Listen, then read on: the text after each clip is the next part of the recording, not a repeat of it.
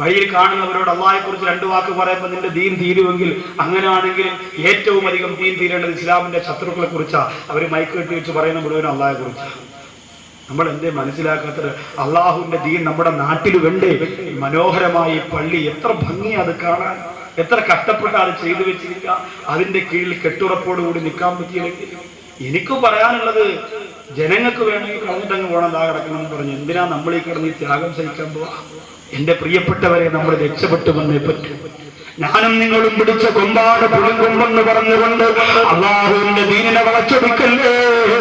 സംഘടനയുടെ നേതൃത്വം പറയുന്നത് മാത്രമാണ് ഹക്ക്, ബാക്കിയൊരു പ്രസ്ഥാനം പറയുന്നത് കള്ളത്തരമാണെന്ന് പറഞ്ഞ് ചവിട്ടിത്തേക്കുന്നു.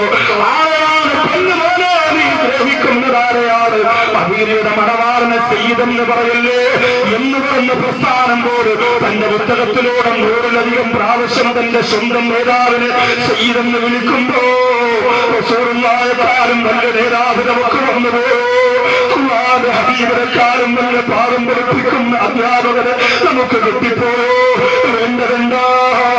നല്ല ഭയത്തോടെ, തന്മയത്തോടെ, യഥാശോടെ ഒന്നിരുന്നില്ലാരെങ്കിൽ എവിടെയെങ്കിലും പോയി 10 വഖത്ത് ജമാഅത്തായി നിസ്കരിക്കുമ്പോ ഞാൻ വല്ല ദീനുള്ളവനായിപ്പോ എന്ന് ചിന്തിച്ചുമോ? മാനക്കേട് വരുത്തിയിട്ടല്ലേ ഈ സമുദായത്തിൽ അള്ളാഹുവിന്റെ ദീനെന്ന് പറഞ്ഞ മലയാള പുസ്തകത്തിന് മാത്രം കെട്ടിയൊതുക്കി വെക്കാനുള്ളതല്ല. എന്റെ പ്രിയപ്പെട്ടവരെ, വല്ലോരു ബാഖിയാത്ത് സ്വാലിഹാത്തിന്റെ ലൈബ്രറിയിലേക്ക് കടന്നു ചെല്ലാൻ നിങ്ങൾക്ക് കഴിയോ? സബീൽ റഷാദിന്റെ ലൈബ്രറിയിലേക്ക് കടന്നു ചെല്ലാൻ കഴിയോ? കാരന്തോറും അർക്കസമക്കമുള്ള എന്റെ പ്രിയപ്പെട്ടവരെ, AP-യുടെയും EK-യുടെയും സ്ഥാപനങ്ങളോ, കൃഷ്ണയുടെ സ്ഥാപനങ്ങളോ, ആ സ്ഥാപനത്തിന്റെ ഉസ്താദുമാരോട് പഠിക്കുന്ന കിതാബടക്കി വെച്ചിരിക്കുന്ന ലൈബ്രറിയുടെ അകത്തേക്കൊന്ന് കടന്നു ചെന്നാൽ ഒരു വരി തെറ്റുകൂടാതെ വായിച്ചർത്ഥം പറയാ. എന്റെ പ്രിയപ്പെട്ടവരെ, നമുക്ക് കഴിയില്ല. പിന്നെ ആരോ കിട്ടിയ മലയാളം പുസ്തകമാണ് ഏറ്റവും വലിയ വേദമെന്ന് പറഞ്ഞ് തലയിൽ ചുമന്ന് ബാക്കിയുള്ള എല്ലാ ഭീമന്റെ പ്രവർത്തനങ്ങളും പുച്ഛിച്ചു തള്ളുന്നവരെ അല്ലാഹുവിന്റെ കോടതിയിൽ ചെല്ലുമ്പോ, പടച്ചറപ്പിന്റെ കോടതിയിൽ ചെല്ലുമ്പോ സ്വന്തം പള്ള വീർപ്പിച്ചുകൊണ്ട് ഞാൻ അവരോട് ദീനിനെ കുറിച്ച് പറഞ്ഞുകൊണ്ട് രക്ഷപ്പെടാൻ നോക്കുന്ന നന്മയുടെ വാതായനെന്ന് നാട്ടിൽ പൊട്ടിമുളയ്ക്കുമ്പോ അതിനെ പെട്രോൾ വെച്ച് കത്തിക്കുന്ന ദുർഗുണം ഇസ്ലാമിന്റെ ശത്രുക്കൾക്കുള്ളതാ. അത് ദീനിന്റെ പ്രവർത്തകർക്ക് ചേർന്നതല്ല. അല്ലാഹു നമ്മെ കാത്തിരക്ഷിക്കട്ടെ. നായ പഠിപ്പിച്ചു തരാ 10 കാര്യം. ഞാൻ പഠിപ്പിക്കല്ല, അത് പഠിപ്പിക്കല്ല. ഞാനടക്കം നമ്മൾ ഓരോരുത്തരും പഠിച്ചോ. നമ്മുടെ വീടിന്റെ മുമ്പ് നിൽക്കുന്ന നായ, തെരുവ് നായ നമുക്ക് പറഞ്ഞു തരുന്നു 10 ഗുണപാഠം. അത് പഠിച്ചിട്ടെങ്കിലും നീ മനുഷ്യനാകുന്ന. അള്ളാഹുവിന്റെ ഖുർആൻ സൂറത്തുൽ കഹഫ് വെള്ളിയാഴ്ച ഓതുന്ന എത്ര പേരുണ്ട്? ഓതിയാൽ അടുത്ത വെള്ളിയാഴ്ച വരെ അവന് പുണ്യമാണ്. അപകടത്തിൽ നിന്ന്, ദുരന്തത്തിൽ നിന്ന് അവൻ അള്ളാഹു രക്ഷപ്പെടുത്തും. ശപിക്കപ്പെട്ട പിശാചിൽ നിന്ന് കാവലുണ്ടാകും. ഇതൊക്കെ വെറുതെ പറഞ്ഞതല്ല. പെണ്ണുങ്ങളും ഓതണം. പെണ്ണുങ്ങൾ ഓതാൻ വേണ്ടി പള്ളിയിൽ പോകണം. പെണ്ണുങ്ങൾ ഓതാൻ വേണ്ടി പള്ളിയിൽ പോയാൽ ഖുർആൻ തികയത്തില്ല. പെണ്ണുങ്ങൾ വീട്ടിലിരുന്ന് ഓതണം. വെള്ളിയാഴ്ച രാവ് അസ്ർ കഴിഞ്ഞാൽ പിന്നെ വെള്ളിയാഴ്ച ജുമയ്ക്ക് മുമ്പ് വീട്ടിൽ നിന്ന് സൂറത്തുൽ കഹഫിന്റെ പ്രിയപ്പെട്ട വെള്ളിയാഴ്ച ളുഹറിന് മുമ്പ് പ്രിയപ്പെട്ട സഹോദരിമാർ ഓതണം. ആണുങ്ങൾ ഓതണം. 12:30 മണിയാകുമ്പോ മിമ്പർ കയറിയുന്ന ഉസ്താദ് അമീറുൽ മുഅ്മിനീൻ അബൂബക്കർ സിദ്ദീഖ് എന്ന് പറയുമ്പോൾ അതുവരെ വെളിയിൽ നിന്നുകൊണ്ട് പാത്താള പഠിക്കുക. അള്ളാഹുവെ നമ്മളെ പോയിട്ട് ബാക്കിയുള്ളൂ. നീളത്തിന് നാക്കള്ള തന്നിട്ടുണ്ട്.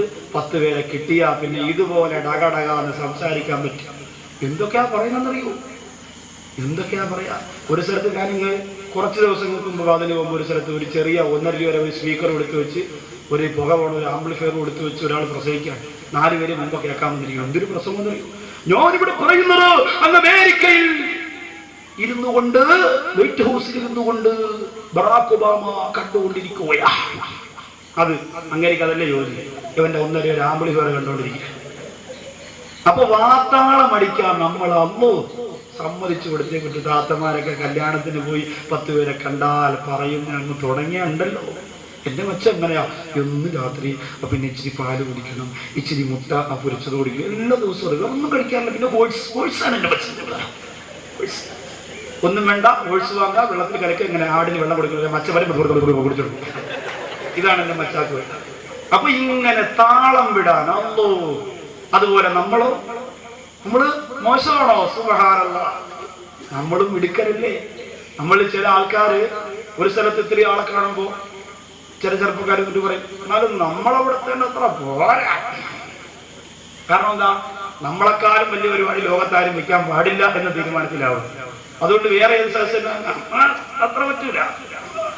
ചിലപ്പോ അതിന്റെ ഇരട്ടി കാണും ആള്. എന്നാലും അങ്ങനെ പറയും, താളം വിടാൻ സംസാരിക്കാൻ 10 പേരെ കിട്ടിയാൽ നമ്മളെ കഴിഞ്ഞിട്ട് ബാക്കിയുള്ളൂ. അതുപോരാ സഹോദരങ്ങളെ, ആ രീതിയിലൂടെ മാത്രം നമ്മൾ കടന്നു വന്നാ പോരാ. നമ്മൾ ചിന്തിക്കുക, അള്ളാഹുവിന്റെ പരിശുദ്ധ ഖുർആനിന്റെ സൂറത്തുൽ കഹ്ഫ് വെള്ളിയാഴ്ച നമ്മൾ ഓടുക. വെളിയിൽ നിന്ന് സംസാരിച്ചു കൊണ്ടുവന്ന് ബഹുമാനപ്പെട്ട ഹബീബ് ഉസ്താദ് ഖുത്ബ ചെയ്യുമ്പോ നിസ്കാരം തുടങ്ങുന്ന ചാടിക്കേറി നിസ്കരിച്ചിട്ട് ഇറങ്ങി വരുന്നവന് ജുമഅ കിട്ടുമോ? ഇല്ല. ഖുത്ബയുടെ ആദ്യം മുതൽ അവസാനം വരെ ശ്രദ്ധാപൂർവം കേട്ടിരുന്നവനല്ലാതെ ജുമഅ ഇല്ല. എന്റെ പ്രിയപ്പെട്ടവരെ, അങ്ങനെ ആ ജുമഅ നിസ്കാരം കിടന്നിറങ്ങുമ്പോ ഉസ്താദ് എന്തെങ്കിലും നസീഹത്ത് പറഞ്ഞാൽ കേൾക്കാതിരിക്കോ? ഇല്ല. പക്ഷേ ആ പള്ളിയിൽ നിന്ന് പുറത്തിറങ്ങിയിട്ട് നമ്മൾ ഓടുകയല്ലേ. സൂറത്തുൽ കഹ്ഫ് ഓടാൻ നേരമില്ലാത്ത സമുദായം ഇറങ്ങിയോടിയിട്ട് പള്ളിയിൽ നിന്ന് ഇറങ്ങി വന്ന ഉടനെ നമ്മൾ പറയുന്നതെന്താ? ഒരു സോഡ ഇറങ്ങി ഒഴിച്ചിടെ പോയാ കടയിൽ വരിക. എല്ലാ ജുമാ നിസ്കാരം കഴിഞ്ഞ് സലാം വീട്ടിയ ഉടനെ ഒരു സോഡ നാരങ്ങ വെള്ളം കുടിച്ചുകൊണ്ട് ഒറ്റ പോക്ക. വേറെ ഒന്നും, പള്ളിയിൽ എന്ത് പൊതുയോഗം നടന്നാലെന്ത്, മതപ്രസംഗം നടന്നാലെന്ത്, കമ്മിറ്റി നടന്നാലെന്ത്, ഉസ്താനെ പിരിച്ചുവിട്ടാലെന്ത്, ഉസ്താനെ തിരിച്ചെടുത്താലെന്ത്, ഒരു പ്രശ്നം. അവനൊന്നും അറിയേണ്ട കാര്യമില്ല. അവന് മരിക്കുമ്പോൾ ആരെങ്കിലും കൊണ്ടുവന്ന് നടക്കുന്നുള്ള കാര്യം ഉറപ്പാണ്. മിക്കവാറും അടക്കാൻ കിട്ടും. ഈ കണക്കിന് കവറിനകത്ത് കെട്ടിക്കുയിലാക്കിക്കൊണ്ടിരുന്ന എങ്ങനെ അടക്കാൻ കിട്ടും? 7-8 ദിവസമൊക്കെ അങ്ങനെ കിടന്നാൽ വല്ലാത്ത രംഗമാണ്. കൂട്ടുകാരനല്ലേ, കൂടെ കൊണ്ട് നടന്നവനല്ലേ. എത്ര സംഭവം ഇങ്ങനെ ലോകത്ത് അനേകായിരം സംഭവങ്ങൾ നടക്കുകയാണ്. ഇതൊക്കെ നമ്മൾ കാണണം, നമ്മൾ അറിയണം, നമ്മൾ ചിന്തിക്കണം. എന്നിട്ട് നമ്മുടെ നാട്ടിലും നമ്മുടെ വീട്ടിലും നടക്കാതിരിക്കാൻ, എന്റെ പ്രിയപ്പെട്ടവരെ, മനസ്സിന്റെ പ്രകാശം കെട്ടുപോകാതിരിക്കാൻ ഞാനും നിങ്ങളെ ശ്രദ്ധിക്കണം. സൂറത്തുൽ കഹ്ഫിൽ അല്ലാഹു പറയും, ഒരു വിഭാഗം ചെറുപ്പക്കാർക്ക് നേതൃത്വം കൊടുത്ത നായ, രാജാവിന്റെ അക്രമം കാരണം പരിശുദ്ധ വിശ്വാസവും കൊണ്ട് രക്ഷപ്പെട്ടു പോയ യുവാക്കൾക്ക് നേതൃത്വം കൊടുത്ത നായയെ കുറിച്ച് അല്ലാഹുവിന്റെ ഖുർആൻ പറയുമ്പോ, മഹാഭാരത യുദ്ധം കഴിഞ്ഞു വന്ന ആ ഒരു വിഭാഗത്തിന് നേതൃത്വം കൊടുക്കാൻ മുമ്പിലുണ്ടാകുന്ന നായയെ കുറിച്ച് മഹാഭാരതം പറയുമ്പോ, ഇത്താഖ എന്ന് പറയുന്ന സ്ഥലത്തിന്റെ സ്വന്തം ജന്മനാട്ടിൽ നിന്ന് അതേ ആ മതത്തിന്റെ പ്രചരണത്തിന് വേണ്ടി പോയ യൂവിഷസ് എന്ന് പറയുന്ന മനുഷ്യൻ തിരിച്ച് ജന്മനാട്ടിലേക്ക് വരുമ്പോ വലിയ താടിയായി പോയി, ശരീരത്തിൽ ഒരുപാട് വ്യത്യാസം വന്നുപോയി. ഇത്താഖ എന്ന് പറയുന്ന ബൈബിൾ പരിചയപ്പെടുത്തുന്ന രാജ്യത്തിലേക്ക് കടന്നു വന്നപ്പോ ആ സഹോദരനെ തിരിച്ചറിയുന്നവരാരും അവിടെ ഇല്ല. ബന്ധുക്കൾക്ക് മനസ്സിലായില്ല. ആട്ടിയോടിച്ചു, നാട്ടുകാർ ആട്ടിയോടിച്ചു. അവസാനം തിരിച്ചു പോകാൻ കടക്കരയിൽ വന്നിരിക്കുമ്പോ ആ സഹോദരൻ ധരിച്ചിരുന്ന കുപ്പായത്തിലേക്ക് ഒരു ജീവി കൊണ്ട് കടിക്കുകയാ.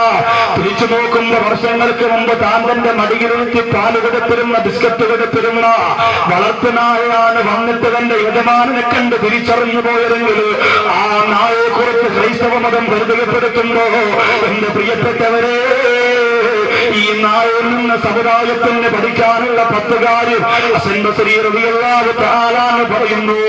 ഒന്നാമത്തെ കാര്യമെന്തെന്നറിയോ?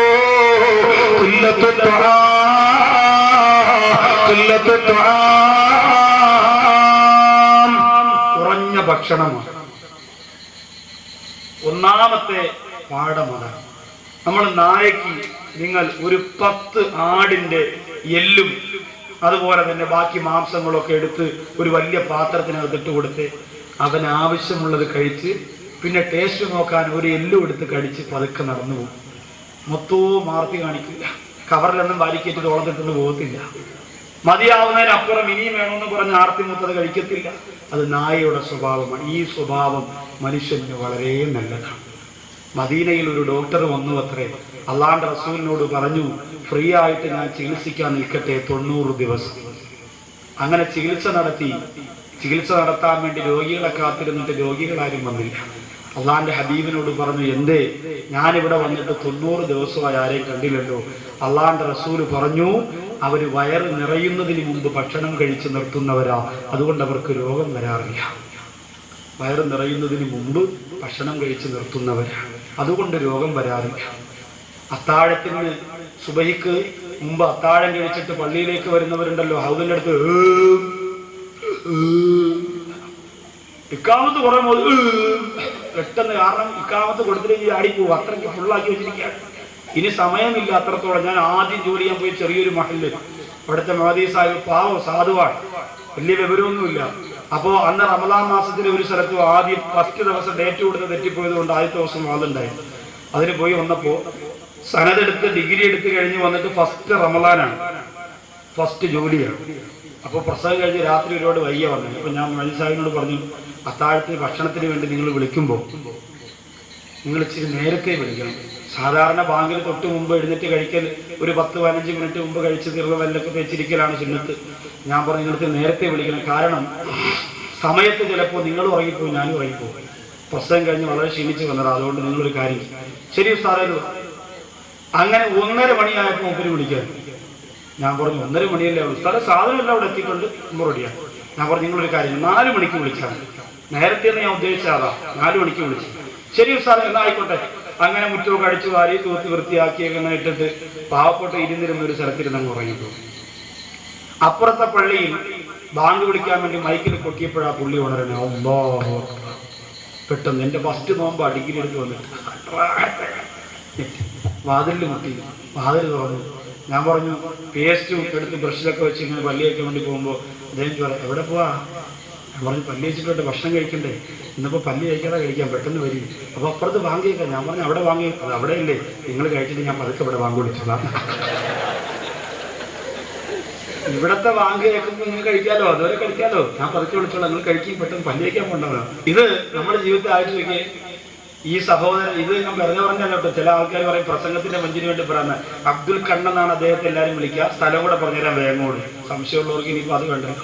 അപ്പോ എന്റെ പ്രിയമുള്ള സഹോദരങ്ങളെ, ഭക്ഷണത്തിന്റെ കുറവുണ്ടല്ലോ, ആ ഭക്ഷണത്തിന്റെ ഭക്ഷണം കുറയ്ക്കുക എന്നുള്ളത്